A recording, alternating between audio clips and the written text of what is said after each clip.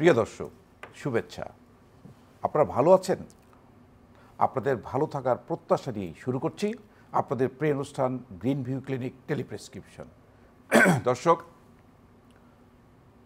ব্রেনে রক্তক্ষরণ হলে আমরা স্ট্রোক বলি, হার্টে রক্তক্ষরণ আমরা বলি হার্ট অ্যাটাক, আর চোখে রক্তক্ষরণ হলে চলুন জেনে নিই চোখে রক্তক্ষরণ হলে আমরা কি বলি, কি করতে হবে। রক্তক্ষরণ এবং রক্ত জমাট বাঁধা দুটি একটি প্রক্রিয়ার মাধ্যমে চলে। প্রিয় দর্শক, চলুন আজকে আমাদের এই টপিকস নিয়ে আলোচনা করি। আমাদের সাথে আছেন প্রফেসর ডক্টর আনিসুজ্জামান। তিনি অধ্যাপক, চক্ষু বিভাগ এবং পরিচালক, Bangladesh eye hospital, Uttara, Dhaka. Professor doctor Anisuzzaman, আপনাকে স্বাগত আমাদের স্টুডিওতে। অসংখ্য ধন্যবাদ আমন্ত্রণ জানানোর জন্য। স্যার, আমরা যেভাবে বলছিলাম যে আসলে আমরা কিন্তু সবাই জানি যে যদি ব্রেইনে রক্তক্ষরণ হয় আমরা ব্রেনে স্ট্রোক বলি, যদি হার্টে রক্তক্ষরণ হয় আমরা হার্ট অ্যাটাক বলি। চোখে রক্তক্ষরণ বা চোখে যদি রক্ত জমাট বেঁধে যায় বা আমরা যদি বলি রক্তচক্ষু বলি, এটা আমরা আসলে কী বুঝি? আচ্ছা, প্রথমত রক্তচক্ষু বললে আমরা যেটা বুঝি যে বাইরে থেকে চোখটাকে লাল দেখাচ্ছে, তাই না? তো সেটা একটা ভিন্ন জিনিস। আর রক্তক্ষরণ সেটা একটু ভিন্নতর জিনিস।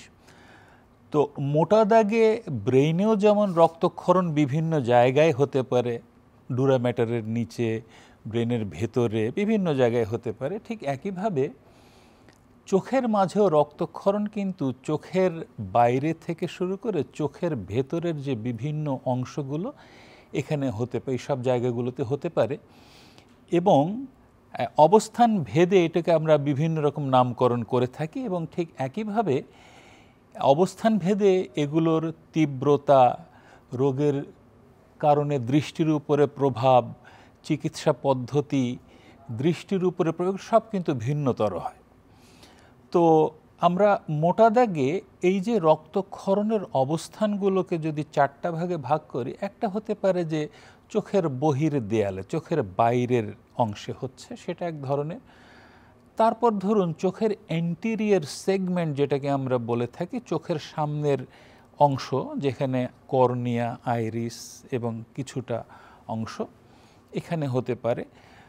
পোস্টেরিয়র চেম্বারে চোখের মাঝে যে জেলিটা থাকে, jelly like substance, vitreous haemorrhage, এখানে রক্তক্ষরণ হতে পারে।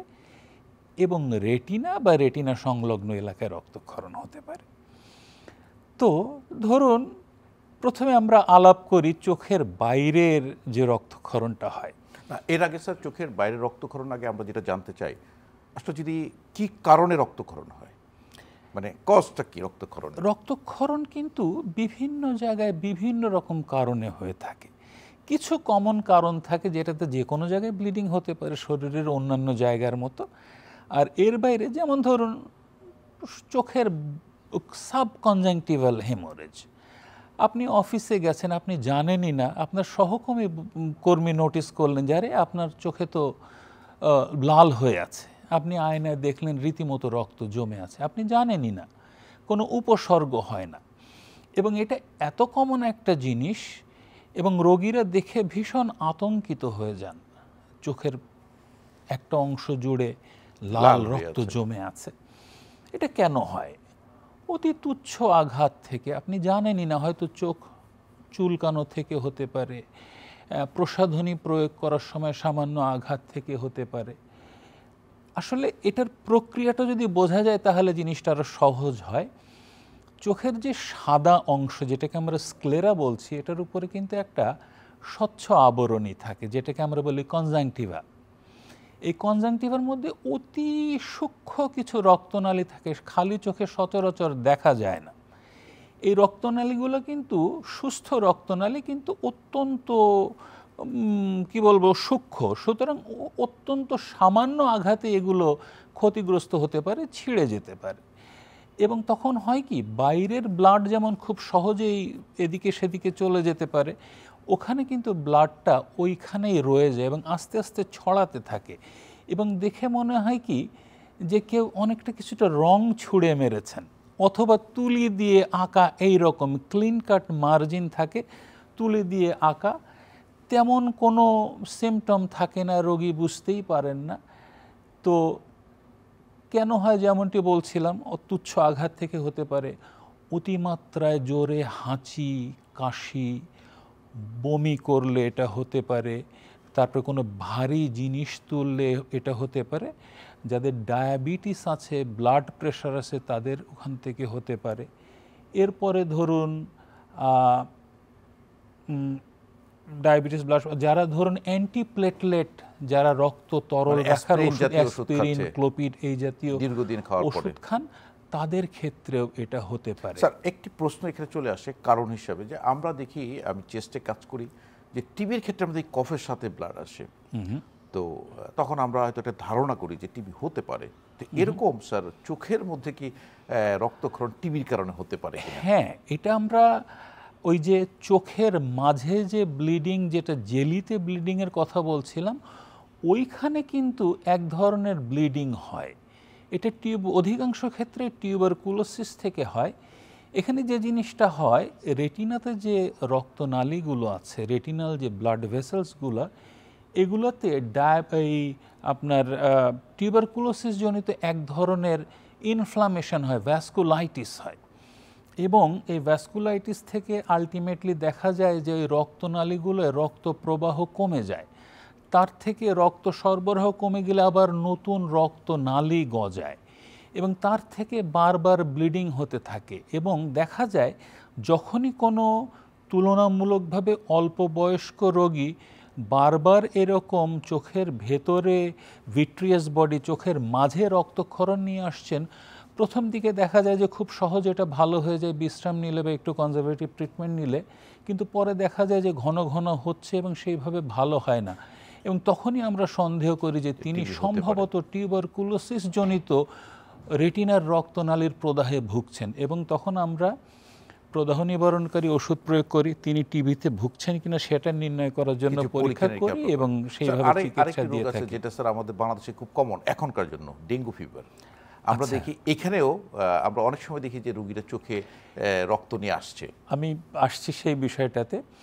একটা যেমন বলছিলাম যে যারা আমরা এই ডেঙ্গুর কারণে যে চক্ষু লাল হয়, রক্তক্ষরণ হয়, সেটা আমরা আসবো। এর আগে একজন দর্শক আমাদের সাথে আছেন, ফোন করে নিয়েছি। হ্যালো দর্শক, কে আছেন আমাদের সঙ্গে? আপনার নাম, পরিচয় এবং বয়স বলে আপনার সমস্যার কথাটি বলুন। হ্যালো, জি শুনতে পাচ্ছি। আপনার টিভির ভলিউমটা কমিয়ে আপনি প্রশ্ন করুন। আসসালামু আলাইকুম। ওয়ালাইকুম আসসালাম। জি, আমি শাহিন জামাল। আমি শাহিন জামাল, আমি আমার সরকার সাথে একটু কথা বলতে চাই। জি বলুন, স্যার শুনতে পাচ্ছে। জি স্যার বলুন প্লিজ। আমার চোখটাতে একটু চুলকাইতেছে, প্যাটাডিন দিয়ে দিচ্ছি, আর কি দেওয়া যেতে পারে? আপনি কি সিরাজগঞ্জের শাহিন কামাল সাহেব গত পরশুদিন আমাকে ফোন করেছিলেন? আচ্ছা আচ্ছা বলুন। আপনি প্যাটাডিন ডিএসটা দিনে 2 বার করে ব্যবহার করতে থাকেন, এটাতেও যদি না কমে সেক্ষেত্রে আপনি একটু অ্যালার্জি নিবারণকারী কোনো ট্যাবলেট প্রতিদিন সকালে বা রাত্রে একটা করে সপ্তাহখানেক খান। একটা চশমা ব্যবহার করেন যাতে ধুলোবালু বাতাস কম লাগে, আর বিশেষ কোনো খাবারে বা প্রসাধনীতে যদি অসুবিধা থাকে সেটা থেকে দূরে থাকেন। আশা করি ভালো থাকবেন। ধন্যবাদ কল করার জন্য। জি অনেক ধন্যবাদ শাহিন কামাল আমাদের সাথে যুক্ত হওয়ার জন্য। স্যার আমরা যে প্রসঙ্গে ছিলাম, ডেঙ্গু জনিত কারণে যে রক্তক্ষরণ, এই যে ডেঙ্গু বা বেশ কিছু ম্যালেরিয়া থেকেও এটা হয়, ডেঙ্গু থেকে হয়, মিজলস থেকে হয়, এবং বেশ কিছু ভাইরাসজনিত জ্বর থেকেও কিন্তু উপসর্গ হিসেবে এই জিনিসটা হতে পারে। এখন এই কারণগুলো তো আমরা জানলাম, এবং রোগী প্রথমে যেমনটি বলছিলাম যে এটা দেখে অনেক বেশি আতঙ্কিত হন, কিন্তু আশার বিষয় হচ্ছে যে এটা নিয়ে এতটা চিন্তিত হওয়ার তেমন কোনো কারণ নাই। অধিকাংশ ক্ষেত্রেই তেমন কোনো চিকিৎসার প্রয়োজন হয় না।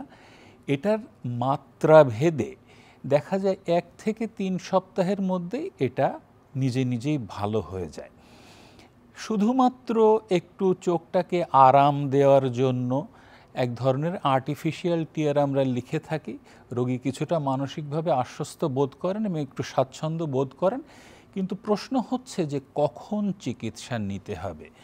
যদি আমি অ্যাসপিরিন, ক্লোপিডোগ্রেল বা অ্যান্টিপ্লেটলেট ওষুধ খাই, রক্ত তরল রাখার ওষুধ খাই, এবং আমি যদি ডায়াবেটিসে আক্রান্ত হই, আমি যদি হাইপারটেনশনে আক্রান্ত হই এবং এরকম বারবার রক্তক্ষরণ হতে থাকে, তখন অবশ্যই আমাদেরকে চিন্তা করতে হবে যে আরও কোথাও এরকম ব্লিডিং হচ্ছে কিনা, সেটা দৃষ্টির উপরে কোনো প্রভাব ফেলবে কিনা, কোনো চিকিৎসার প্রয়োজন আছে কিনা, এই বিবেচনায় অবশ্যই তখন একজন চক্ষু বিশেষজ্ঞের পরামর্শ নেওয়া উচিত। স্যার এটা তো যখন আপনার ধরেন কোন কোন ক্ষেত্রে তাকে আসতে হবে, আপনি প্রথমে যেভাবে শুরু করছিলেন যে আপনারা বহির চোখে, তারপরে মধ্য চোখে এবং ভিতরে আপনি যেভাবে বলছিলেন, এটা যদি বলতেন।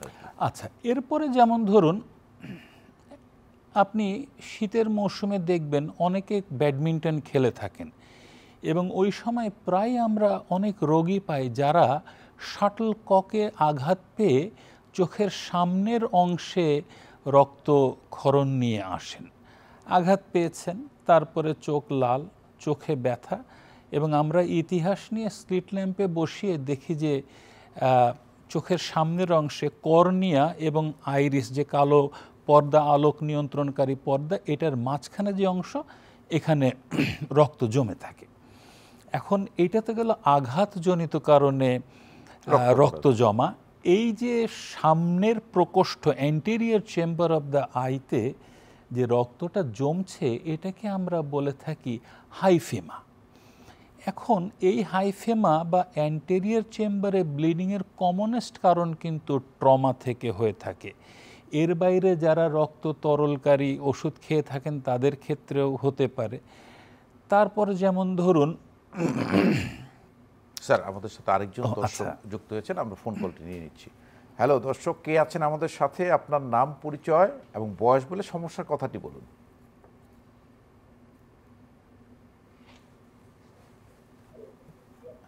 হ্যালো হ্যালো, জি জি বলুন। আমি কুমিল্লা থেকে বলছি। আমার বয়স হচ্ছে 60 বছর। জি। তো আমার চোখে এমনিতেই পানি আছে। জি জি, আর চোখে মানে প্রায় সময় পানি পড়ে, পানি গড়ায় পড়ে। আচ্ছা, এমনি কোনো চোখে কোনো সমস্যা নেই। আচ্ছা আচ্ছা আচ্ছা, আপনার কল করার জন্য অনেক ধন্যবাদ। সাধারণত যদি সারাক্ষণই চোখ দিয়ে পানি পড়ে, তখন আমরা ধরে নিই যে সম্ভবত আপনার নেত্রনালী বন্ধ আছে। কিন্তু নেত্রনালী বন্ধ থাকলে পানি পড়ার সঙ্গে আরও বেশ কিছু উপসর্গ দেখা দেয়। যেমন ধরুন, পিচুটি হয়, চোখের নাকের দিককার কোণা দুপাশেই লাল হয়ে থাকে, চোখ চুলকায়, সকালবেলা পিচুটি বা ক্যাতরে চোখের পাতা দুটো আটকে থাকে, এবং কখনো কখনো চোখের কোণায় নাকের পাশে জায়গাটা ফুলে যায় এবং ওখানে চাপ দিলে এক ধরনের আঠালো একটা জিনিস বেরিয়ে আসে, এবং তখনই আমরা ধরে নেই যে এটা নেত্রনালী বন্ধ আছে। যদি শুধুমাত্র চোখ দিয়ে পানি আসে এবং অন্য কোনো উপসর্গ না থাকে, তাহলে আপনি এটাকে অত গুরুতরভাবে নেয়ার কোনো কারণ নাই। আপনি ভালো আছেন। প্রয়োজনে একটা সানগ্লাস পরতে পারেন যাতে ধুলোবালু বাতাস কম লাগে, এবং একটা আর্টিফিশিয়াল টিয়ার, যে কোনো একটা আর্টিফিশিয়াল টিয়ার ওষুধের দোকান থেকে পাবেন, দিনে 4 বার করে কিছুদিন ব্যবহার করেন, আশা করি ভালো থাকবেন। তবে হ্যাঁ, যদি অন্য উপসর্গগুলো দেখা দেয় তাহলে অবশ্যই চিকিৎসকের শরণাপন্ন হয়ে নেত্রনালীটা একটু পরীক্ষা করিয়ে নেবেন। কল করার জন্য অনেক ধন্যবাদ। স্যার, অনেক সময় আপনারা বলে থাকেন যে এই চোখের নিচে একটু ম্যাসেজ করলে অনেক সময় নালীটা, বিশেষ করে ধরুন বাচ্চাদের ক্ষেত্রে 18 মাস বয়স পর্যন্ত যাদের জন্মগতভাবে নেত্রনালীটা পরিপূর্ণভাবে গঠন হয় নাই বা বন্ধ আছে, তাদের ক্ষেত্রে এটা খুবই একটা ইফেক্টিভ ট্রিটমেন্ট। তো আমরা যেটা বলছিলাম, চোখের অ্যান্টেরিয়র চেম্বারে ব্লিডিং, একটা তো গেল আঘাত। এর বাইরে যেমন ধরুন আলোক নিয়ন্ত্রণকারী পর্দার যদি কোনো নতুন রক্তনালীর সৃষ্টি হয়, যাদের ডায়াবেটিস আছে তাদের ডায়াবেটিস জনিত রেটিনার জটিলতা থেকে কিন্তু এখানে নতুন রক্তনালী মানে সৃষ্টি হতে পারে। তারপর যেমন ধরুন এই কালো আলোক নিয়ন্ত্রণকারী পর্দার গোড়ায় একটা অংশ থাকে যেটাকে আমরা সিলিয়ারি বডি বলি, এখান থেকে যদি কোনো টিউমার হয় তার থেকে হতে পারে। তারপর যেমন ধরুন রেটিনাতে রক্তনালী বন্ধ হয়ে গেলে তার ফলশ্রুতিতে এখানে নতুন রক্তনালী গজিয়ে ব্লিডিং হতে পারে, আঘাত থেকে হতে পারে। এবং যদি রক্ত তরল রাখার ওষুধ খাওয়া হয় তার থেকে হতে পারে। এখন প্রশ্ন হচ্ছে যে এটা কেমন ধরনের ব্লিডিং, মাত্রাটা কীরকম, এই কতগুলো বিষয় আমাদেরকে বিবেচনা করতে হয়। কখনো কখনো দেখা যায় যে খুবই অল্প ব্লিডিং, যেটা চোখের সামনে অ্যাকুয়াস হিউমারের সাথে মিলেমিশে থাকে, সেইভাবে মাইক্রোস্কোপে না দেখলে বোঝা যায় না, এবং এ জাতীয় ক্ষেত্রেও আমরা খুব বেশি উদ্বিগ্ন হই না, মূল কারণটা খুঁজি এবং তার চিকিৎসা দেওয়ার চেষ্টা করি। তারপর অনেক ক্ষেত্রে দেখা যায় যে রক্তের পরিমাণটা এমন হয় যে রোগীর আত্মীয় স্বজন টর্চ দিয়েই দেখতে পান যে চোখের নিচের অংশে একটা রক্ত জমে আছে, রক্ত জমাট বেঁধে আছে। তো এইটার মাত্রাটা যদি দেখা যায় যে সামনের যে অংশটা তার 1/3 ভরে আছে রক্তে, সেক্ষেত্রে আমরা খুব বেশি উদ্বিগ্ন হই না। কিন্তু এর চেয়ে বেশি যদি হয় তখন কখনো কখনো দেখা যায় যে চোখের মাঝে ওই কালো মণিতে প্রদাহের সৃষ্টি হয়, চোখ লাল হয়ে যায়, চোখ ব্যথা হয়, চোখের প্রেশার বেড়ে যায়, এবং এর চাইতেও বেশি যদি হয় কখনো কখনো দেখা যায় যে এই রক্তটা জমে থেকে থেকে চোখের যে স্বচ্ছ কর্নিয়াটা এটাতে এক ধরনের দাগ ফেলে দেয়। তো যদি দেখা যায় পরিমাণ বেশি, চোখের প্রেশার বেড়ে যাচ্ছে, কর্নিয়াতে দাগ পড়ে যাচ্ছে, সেক্ষেত্রে আমরা কিন্তু সার্জিক্যাল ট্রিটমেন্টে যাই, অর্থাৎ কিনা একটা ছোট্ট ছিদ্র করে এই ব্লাডটাকে বের করে দেই। কিন্তু অধিকাংশ ক্ষেত্রে আসার বিষয় হচ্ছে কি যে রোগীকে যদি একটু বিশ্রামে রাখা যায় এবং যদি তাকে প্রদাহ নিবারণকারী একটু ড্রপ, চোখের প্রেশার কমানোর জন্য, গ্লকোমা কমানোর জন্য এক ধরনের ওষুধ দিলে এবং একটা ড্রপ অ্যাট্রোপিন জাতীয় একটা ওষুধ দিয়ে যদি চোখের মণিটাকে প্রসারিত করে রাখা যায়, দেখা যায় রোগী খুব দ্রুতই আরোগ্য লাভ করেন। আঘাতজনিত কারণে কিন্তু চিকিৎসা এখানেই শেষ, কিন্তু অন্য কোনো কারণে হলে সেক্ষেত্রে অবশ্যই এই সুস্থতার পরে আমাদেরকে খুঁজতে হবে কেন ব্লিডিং হয়েছে, ওখানে কারণটা খুঁজে সেটার সুনির্দিষ্ট চিকিৎসা করতে হবে যাতে পরবর্তীতে এই ধরনের ব্লিডিং আর না হয়। স্যার এখানে স্যার কারণটা খোঁজার আগে যেটা ধরেন আমি যে একটা লেম্যানের মতো বলি আপনাকে, আমরা কিছু দেখলাম যে তার চোখে রক্ত জমেছে, আমরা দেখলাম, বুঝতে পারলাম, স্যার যদি ভিতরে রেটিনাতে রক্তক্ষরণ সেটা তো আমরা দেখতে পারবো না। রোগীর কোনো বোঝার উপায় আছে কিনা যে আমার ভিতরে রক্তক্ষরণ হচ্ছে বা তার কোন কোন সিমটমগুলো থাকলে সে বুঝতে পারে, ধারণা করতে পারে সমস্যা হচ্ছে? আচ্ছা, এখন ধরুন রক্তক্ষরণের অবস্থান, কোথায় রক্তক্ষরণ হলো, কি কারণে রক্তক্ষরণ হলো, এটা তীব্রতাটা কি, এই বিভিন্ন জিনিসগুলোর ভেদে কিন্তু উপসর্গগুলা এক এক রকম হয়। যেমন ধরুন রোগী যদি ডায়াবেটিসে আক্রান্ত, ঠিক আছে, তাহলে এক ধরনের উপসর্গ হয়, এক ধরনের নানা রকম উপসর্গ হতে পারে। আবার যদি হঠাৎ করে রোগীর চোখের জেলের ভেতরে ভিট্রিয়াস হিউমারে রক্তক্ষরণ হয়, তাহলে আবার আর এক রকম উপসর্গ হতে পারে। তো প্রথমত কি হবে, রোগীর দেখতে অসুবিধা হবে, কালো ছায়া দেখবেন, মেঘের মতো দেখবেন, হঠাৎ করে মনে হবে যে অসংখ্য পোকামাকড়ের মতন দেখবেন, অথবা বৃষ্টির মতন কালো ছায়া দেখবেন, এগুলো ধরন ভেদে এরকম হয়ে থাকে। তো এখন ধরুন আমরা আলাপ করি চোখের মাঝে জেলির মধ্যে যদি রক্তক্ষরণ হয়, এই জেলিতে রক্তক্ষরণ কেন হয়? একটা হতে পারে যে তার আপনার গিয়ে আঘাতজনিত কারণে হতে পারে, তারপরে আপনার ওই ডায়াবেটিস জনিত কারণে হতে পারে, তারপর যদি তার রক্তনালীগুলো বন্ধ হয় তার থেকে এটা হতে পারে, তারপর যেমন ধরুন আরও বহু রকম কারণে এই ব্লিডিংগুলো হয়ে থাকে। ভাস্কুলাইটিসের ক্ষেত্রে কি হতে পারে? ভাস্কুলাইটিসের ক্ষেত্রে ইতিমধ্যে আমরা আলাপ করে ফেলেছি, এবং সেক্ষেত্রে দেখা যায় যে বারবার আপনার জেলির মাঝে ব্লিডিং হতে থাকে, রক্তক্ষরণ হতে থাকে, এবং এই জাতীয় ক্ষেত্রে আমরা একটা চিত্র এক এক রকম পেয়ে থাকি। যেমন ধরুন চোখের যে জেলিতে রক্তক্ষরণ, ধরুন ডায়াবেটিস জনিত যে সমস্ত কারণে হয় সে সমস্ত কারণে তো হচ্ছেই, আর আরেকটা হয় যে জেলিটার নিজস্ব কিছু পরিবর্তন ঘটে, কখনো কখনো বয়সজনিত কারণে, আবার যেমন ধরুন মাইনাস পাওয়ার জনিত, যারা অনেক বেশি মাইনাস পাওয়ারে ভুগে থাকেন তাদের ক্ষেত্রেও কিন্তু জেলির কিছু পরিবর্তন হয়। এবং জেলিটা হয় কি, ওর ওই জেলি জাতীয় চরিত্র থেকে আস্তে আস্তে তরল হতে থাকে। তরল হয়ে রেটিনা এবং জেলির মাঝখানে এই তরলটা আস্তে আস্তে যে করে কি জেলিটাকে রেটিনা থেকে ছুটে যায়, স্থানচ্যুতি হয় এবং ওটা কোলাপস করে, ওটা তখন আর জেলির মতন থাকে না। এবং তার থেকে হয় কি, রেটিনাতে এক ধরনের একটা ফোর্সের সৃষ্টি করে কখনো কখনো ওখান থেকে রেটিনা ছিঁড়ে যায়, ছোট্ট রক্তনালী ছিঁড়ে যায় এবং তার থেকে আপনার এই জেলির মাঝে ব্লিডিং হয়। এবং যে রেটিনার সামনে যদি এই রক্তক্ষরণটা হয় তখন চিকিৎসকরা আবার একটা নির্দিষ্ট ধরনের একটা চেহারা রক্তক্ষরণ দেখেন, যেটাকে আমরা বলে থাকি অনেকটা নৌকার মতো প্রি রেটিনাল হেমোরেজ, যেটা জেলি এবং রেটিনার মাঝামাঝি হয়। আর এর বাইরে কখনো কখনো রক্ত পুরোপুরি জেলির সঙ্গে মিলেমিশে থাকে এবং তখন হয় কি, রোগী খুব কম দেখে এবং একেবারে হঠাৎ করে দৃষ্টিশক্তি কমে যায়।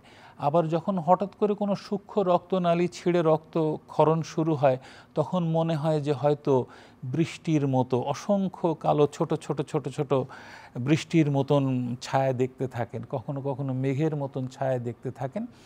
এই জাতীয় ক্ষেত্রে উপসর্গতে গেল। চিকিৎসাটা কি? চিকিৎসাটা হলো জেলিতে যে হেমোরেজটা হয় এটা রোগীকে আধশোয়া করে একটু বিশ্রামে রাখলে দেখা যায় যে আস্তে আস্তে রক্তটা নিচে সেটেল করতে থাকে এবং দৃষ্টির উন্নতি ঘটতে থাকে। এবং এই সময় আমরা যে কাজটা করি, আপনার এক ধরনের বিশেষ লেন্স দিয়ে ভেতরে রেটিনাটা আমরা পরীক্ষা করি, বিশেষ করে রেটিনার প্রান্ত ভাগটা ইনডিরেক্ট অপথলমোস্কোপ দিয়ে পরীক্ষা করা হয়, বিশেষ লেন্স দিয়ে স্লিট ল্যাম্পের মাধ্যমে রেটিনাটা পরীক্ষা করা হয় যখন রক্তটা নিচে সেটেল করে যায়। এবং অধিকাংশ ক্ষেত্রে দেখা যায় যে মাসখানেকের মধ্যে রক্তটা পরিপূর্ণভাবে মিশে যায়, আর থাকে না। এবং তখন আমরা অন্তর্নিহিত কারণটা খুঁজে চিকিৎসা দিয়ে থাকি। যদি দেখা যায় যে মাস তিনেকের মধ্যেও এটা যাচ্ছে না, বারবার ব্লিডিং হচ্ছে, অথবা আঘাতজনিত কারণে এটা হয়েছে, অথবা চিকিৎসক বুঝতে পারছেন যে তার রেটিনার স্থানচ্যুতি হচ্ছে, এই জাতীয় ক্ষেত্রে আপনার সার্জিক্যাল ট্রিটমেন্টের প্রয়োজন পড়ে। অন্যথায় আপনার এই চিকিৎসা বিশ্রাম এবং ওষুধের মাধ্যমে চিকিৎসা দিয়ে রক্তটা সরে গেলে সুনির্দিষ্ট কারণটা বের করে তারপর চিকিৎসা দিতে হয়। ট্রিটমেন্টে যখন আসবো আমরা, তখন একটা কথা আপনি বলেছেন, যারা অ্যাসপিরিন বা ক্লোপিডোগ্রেল, ওয়ারফারিন, তো তারা যে খাচ্ছে তাদের রোগের কারণে হার্ট অ্যাটাক হয়েছে, তাকে সারা জীবন খেতে হবে। এখন আপনার রক্তক্ষরণের জন্য বন্ধ করলেন, তো এটা তো তাকে আবার খেতে হবে। হ্যাঁ, এই জাতীয় ক্ষেত্রে আমরা রোগীকে চিকিৎসাকালীন সময়ে সাময়িক বিরতি দেওয়ার জন্য পরামর্শ দেই এবং অবশ্যই আমরা বলি যে যিনি হৃদরোগ বিশেষজ্ঞ বা আপনার চিকিৎসক যেটা আপনাকে এই পরামর্শটা দিয়েছেন তার সঙ্গে পরামর্শ করেই স্বল্প বিরতিতে এই ওষুধটা বন্ধ রাখেন, তারপর আবার সুস্থ হয়ে গেলে তিনি এটা শুরু করেন। যেমন ধরুন সারা পৃথিবীতেই কিন্তু অসংখ্য রোগী ব্লাড থিনার খাচ্ছেন, তাদের যখন কোনো অপারেশনের প্রয়োজন হয় তখনও কিন্তু আমরা পরামর্শ নিয়ে 5 দিন বন্ধ রেখে সার্জারি করে আবার শুরু করি। আমাদের ক্ষেত্রে এরকম চিকিৎসার প্রয়োজনে সাময়িক বন্ধ রাখা যেতে পারে, পরে আবার আমরা শুরু করে থাকি। স্যার, এই যে রেটিনার যে আপনি বলছেন যে রেটিনার হেমোরেজ, আপনারা অবশ্যই লেজার ট্রিটমেন্টের জন্য স্যার একজন দর্শক সাথে আছে, আমরা ফোন কল নিচ্ছি। নিশ্চয়ই, যে আমাদের হাতে সময় কম, দর্শক আপনার নাম পরিচয় বলে আপনার সমস্যার কথাটি খুব তাড়াতাড়ি বলুন। জি বলুন। হ্যালো, শুনতে পাচ্ছি, বলুন। জি, আপনার সমস্যার কথাটি বলুন। সমস্যা চোখে কম দেখেন।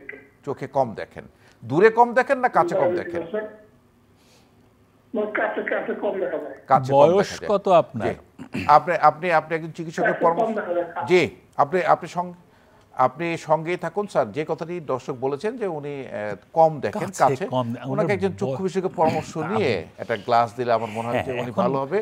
স্যার আমরা অনুষ্ঠান প্রায় শেষ পর্যায়ে আপনাকে অসংখ্য ধন্যবাদ আপনার সুন্দর পরামর্শের জন্য। নিশ্চয়ই চ্যানেলের দর্শকদের অনেক উপকারে আসবে আপনার পরামর্শ। আপনাকেও ধন্যবাদ।